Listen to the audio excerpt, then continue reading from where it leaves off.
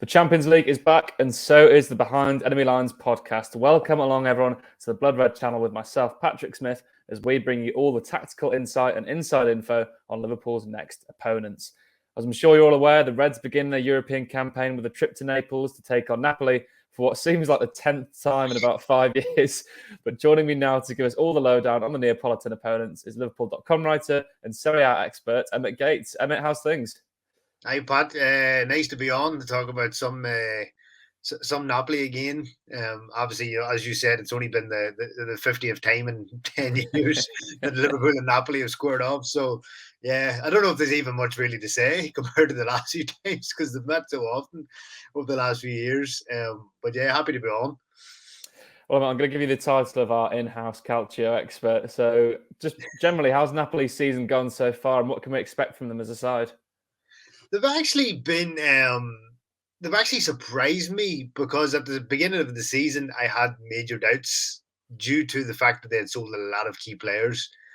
Obviously, Kalidou Koulibaly left for Chelsea. Lorenzo Insigne left, to go to semi-retirement in the MLS. Fabian Ruiz left. Dries Mertens left. That's a lot of heavy hitters in terms of A, on the pitch, and B, within the dressing room. Those players have been there for the last 6, 7, 8, 9 years, and they were big players within the locker room. So to lose the spine of the team, I kind of felt that Napoli would struggle a bit. But in saying that, the club president Aurelio De Laurentiis has bought very, very well. He didn't make any really massive signings, but he's made several 20, 30, 40 million euro signings, and it's actually made Napoli a lot better. I wrote an article a couple of weeks ago about how without Ruiz and Lorenzo Insigne, actually Napoli are a lot more dynamic, because while those two were very technically very good, they slowed, especially Insigne in the last couple of years on the left wing. Everybody and their dog knew what Insigne was going to do: come off the left, cut inside, and try and bend the ball into the opposite top corner. But defenders could read him so well, it kind of lost. It was the diminishing law of returns. It just wasn't working anymore. And so now, without Insigne and Fabian Ruiz, actually Napoli are a lot more dynamic. So they're actually probably more of a threat this season than they were last season. And yeah, they have really surprised me. Until yesterday, Atalanta's went over Monza. Napoli were top of the table. And they look a better side this season. Obviously, it's early doors, and last season they won 8 out of 8, and a lot of people thought they would win their first Scudetto for 32 years, but they faltered away in the early spring. So yeah, it is early doors, but they have really surprised me this season, and they will do better than I expected. Say a month ago. I mean, yeah, there's been so much change at Napoli, hasn't there? So many faces coming and going. Because of that, we're going to have to work from the team from back to front, I think, because there's so much to talk about. I mean, it's obviously the main absence since the last meeting of the two clubs is Kalidou Koulibaly, obviously since he's gone to Chelsea. Has this left their defence wanting? It's quite a big hole to leave in that defence, isn't it? Kalidou Koulibaly, one of the best defenders in the world. How would you get over that? Yeah, I mean that was the thing. It was who do you replace Koulibaly with? And Napoli, especially in the De Laurentiis years, whenever a big player departed, he was generally good at bringing in a replacement. Like, for example, when Edinson Cavani left to go to PSG, they signed Gonzalo Higuain. So he generally replaces one big player with another big player. But he didn't this time. He went with a South Korean defender, and he's actually been pretty good so far. He scored in the 4-0 win. I'm trying to remember. It was against Monza, and he's actually been pretty good. His name escapes me now. Kim Min-jae, is it? Yeah, Kim Min-jae. And he's actually been pretty good at the back. And he seems a bit of a character. His inauguration video or song, obviously clubs have traditions of singing songs to ingratiate themselves into the club. And he sang a song, Gangnam Style, if you remember that, from like 10 years ago. So he seems a bit of a character, and he's settling quite well. But I mean, Koulibaly is still a massive player to replace. But so far it's been so far so good. But in saying that, the season is still young, and it's interesting to see, if he can fully replace Koulibaly, who was absolutely exceptional for Napoli over the last 7-8 years. But I do think that Napoli did sell Koulibaly at the right time. I don't think he was the defender of a couple of years ago, say maybe 2-3 years ago, but he was still, obviously one of the best defenders in Serie A. But I think Napoli did well, A, to sell him when they did, and B, get 40 million euros for him, and then C, bring in an adequate replacement for him so far. Yeah, they're a very cleverly run club, seemingly. Well, chronologically, next in the team is probably a word that Liverpool journalists want to put a ban on, is the word midfield. I mean, let's face it, we're going to be talking about Liverpool's midfield all season, aren't we, Emmet? Now, can Napoli's midfield cause them problems? Because Liverpool's midfield is troubled at the moment, and they could be prone to even more problems, couldn't they? Yeah, especially the current state of Liverpool's midfield. It's not, if it was Liverpool's first choice midfield, you would say, yeah, I mean, they would still have too much for Napoli's midfield in that particular battle. But considering what way Jurgen Klopp's midfield is going to be tomorrow night, it really makes that midfield battle a lot more evenly balanced. I think, with Napoli, you've got Frank Anguissa, Zambo Anguissa, was signed on loan from Fulham last year and really impressed. He was dynamic, powerful, strong, and Serie A really doesn't have too many midfielders of that type. Generally, midfielders in Serie A either tend to be like regista, technical players like a Fabian Ruiz, or more attacking midfielders, but there's not many box-to-box midfielders, Nicolo Barella being one of the few who's been linked with Liverpool again this week. So he was very good last season. Napoli kept him. I think they signed him for 15 million euros, which is a bit of a snip. And he's did really well. Stanislav Lobatka, who was signed during the Rino Gattuso era, but wasn't really a favourite of Gattuso's. Since Luciano Spalletti has come in, he's pretty much given the keys of the midfield to Lobatka, who is a very low centre of gravity, very quick, good in the tackle, a bit of an all-rounder. And you do see shades of Andres Iniesta in him, just the way he turns on the ball, he just spins on a dime. Obviously, he's not as good as Iniesta, but you do see shades of Iniesta in him. So it'll be likely Anguissa, Lobatka, and maybe Tanguy Ndombele, maybe in a three in midfield. Napoli have played with like a double pivot, but it really doesn't seem to have worked as well. They seem better in a three. Or it could be Piotr Zielinski, who again has been linked to Liverpool, over the last few years. He's generally been the one that bomb up and down on the left, can go box to box, and gets on the end of can score goals. And so Napoli's midfield is nicely balanced now, and it's a lot more dynamic without Ruiz, who would slow the play down. He would build up from the back, but he was generally very slow in it, very precise but slow. So Napoli's midfield has definitely improved, I would say, over last season. And then, given the current state of Liverpool's midfield, it actually will make for a nice battle, I think.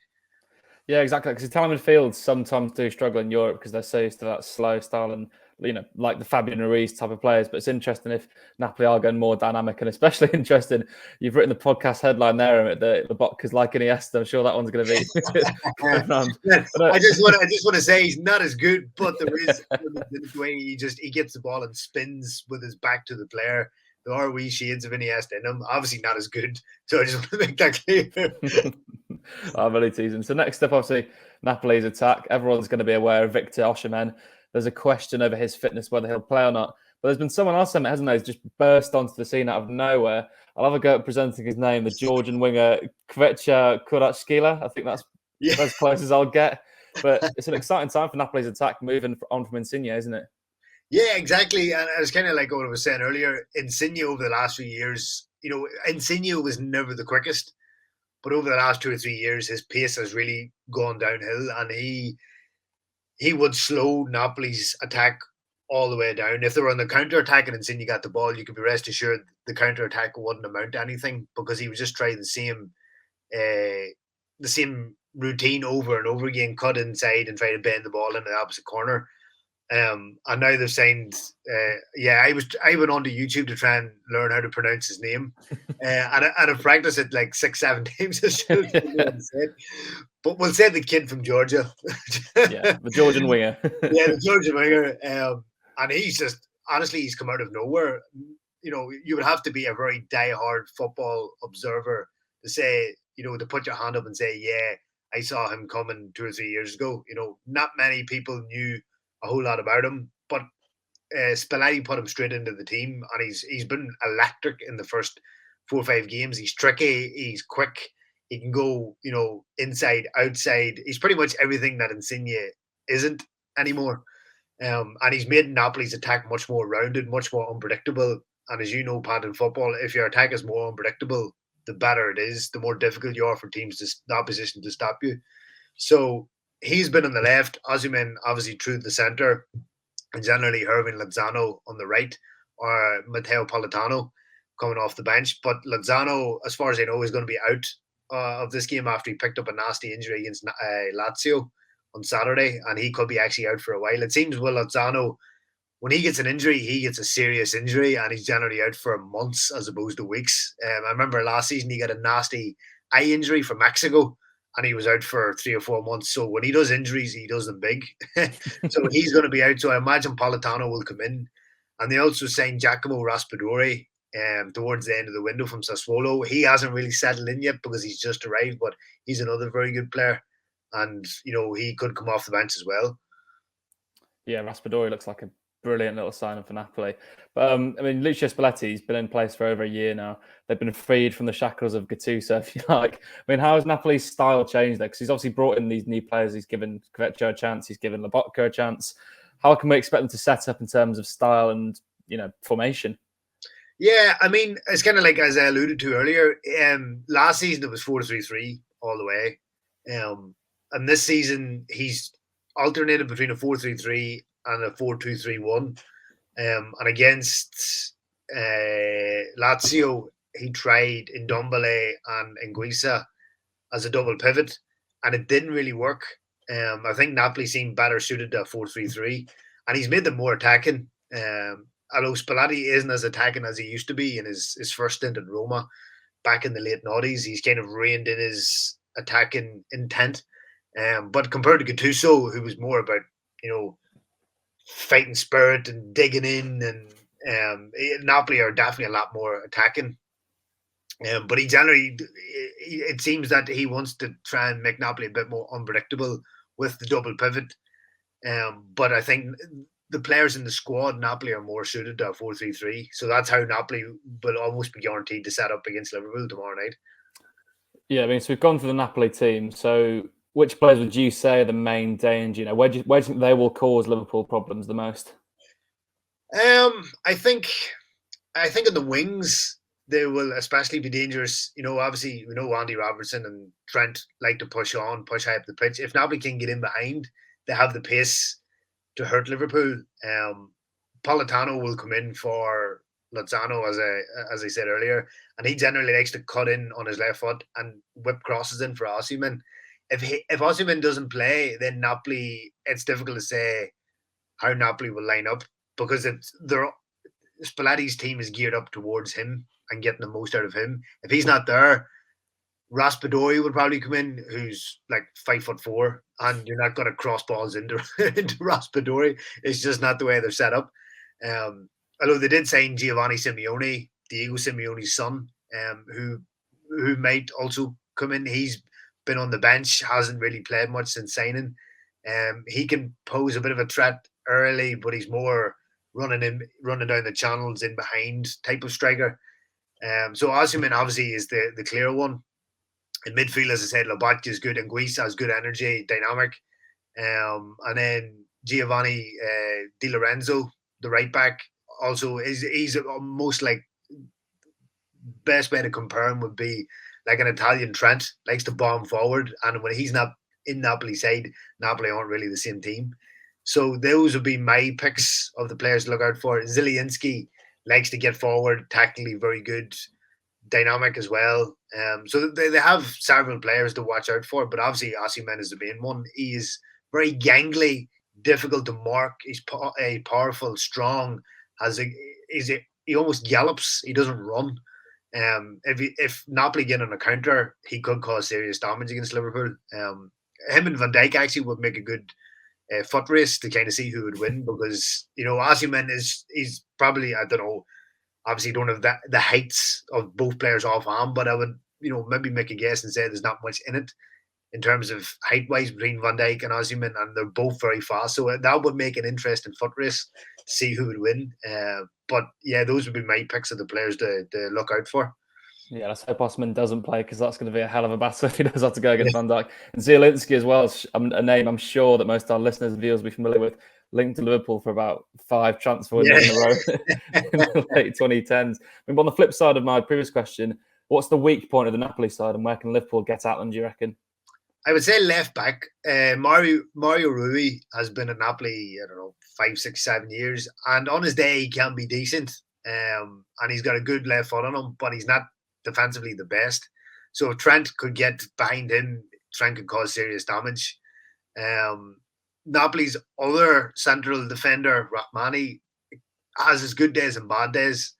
But you imagine if he's on a bad day, the likes of, Darwin Nunez and Mo Salah could feast on him. And I would have said, if we were having this conversation a month ago, I would have said Liverpool would easily win the midfield battle. But as we have said, given the current state of Liverpool's midfield, it's more evenly balanced now. But you do imagine if Liverpool, click, they should have enough, at least to get to get a draw. Because obviously Liverpool have never won in Naples. It's a tough place to go. And as we've seen, Napoli have beaten Liverpool, in the last 2 times that they've met in Naples. So it's going to be difficult for Liverpool, even more so considering the current injury crisis. But yeah, they do have weak points. And obviously, pace is a thing. Napoli can, obviously, I said they're more dynamic. They can keep that intensity up, but not for 90 minutes, whereas Liverpool are generally used to 90 minutes. So I think Napoli won't tire at a certain point, and it's just whether Liverpool can, maximise and take advantage. Yeah, let's hope Salah can exploit them down that left-hand side. It seems to be the Achilles heel of this team at the moment. I mean, but in general for Napoli this season then, what's their aim? Domestically, can they push what seems like, in my memory, probably one of the best Serie A title races that we're set for in a long time? Or do you reckon they'll be more focused on Europe or maybe a cup? Yeah, I mean, it's difficult to say. Like, again, if we talked a month ago, I wouldn't have put Napoli even in the top 4. I would have said, it would have been obviously the big 3, Milan, Inter, Juve, and then Roma, because they've come on leaps and bounds under Mourinho, and Mourinho was actually starting to put something together. But considering Napoli's start, I generally think they could make the top. They could actually win the title, because Serie A is very evenly balanced this year. You can't, put your hand and say, right, Inter's going to win it, or Milan's definitely going to win it. Juve, I don't think, have much of a chance. So Napoli could be, again, like last season, they could be that third contender. But definitely at the very least, top 4, they should achieve it, and maybe, a decent run in the Champions League. I mean, you do expect Napoli to get out of the group along with Liverpool. These 2 teams should, in theory, come first and second. They should get at least into the round of 16, maybe even the quarterfinal if the draw is nice. In terms of the Coppa Italia, they could make a run, but Napoli really haven't, sorry, I take that back. They won it a couple of years ago. But in the last couple of seasons, that really hasn't been their priority. Getting back into the top 4 has been the priority. And then last season, they was trying to win the league, and they fell away. So, yeah, I mean, in terms of where my expectations were a month ago, they've definitely surpassed it. And I do think they're a much better team. And I think they will get better as the season goes on and the new signings integrate further. So, yeah, I definitely do think Napoli could win silverware this year. I don't see why not. Well, the last question will go back to the match on Wednesday night. So we've spoken about a few injuries and suspensions in the Napoli squad. So how do you predict their lineup? Oh, I'll say Alex Morata being goal. I'd say Di Lorenzo, Rahmani, Kim Jin-May, and probably Mario Rui on the left. I would say midfield 3 of Lobotka and Guisa and Zielinski, and then Osimhen down the middle, Matteo Politano, and the Georgian kid. I'm not even going to try and pronounce his name. No, I'm sure the BT Sport commentators will have an interesting evening trying to do that. I'll actually lied at it, because that wasn't the last question. This one is the last question. And it's normally one that can wind up opposition reporters, but as a Liverpool supporter yourself, a Liverpool writer yourself, I should correct myself, I'm going to have to ask you for a score prediction. Oh, I'm going to sit on the fence and go for a 1-1. Yeah, I think I'm going to go the same. I'm going to be boring. I can see that happening. Maybe a 0-0. I think both sides will probably take a draw. I don't think we need to go for it that much. But anyway, Emmet Gates, thank you so much for joining me. Brilliant as ever with the knowledge of all things Serie A. A pleasure, Pat, and hopefully we get a good game tomorrow. Absolutely. Well, that's all we've got time for today, everyone. Thank you so much for watching and listening along.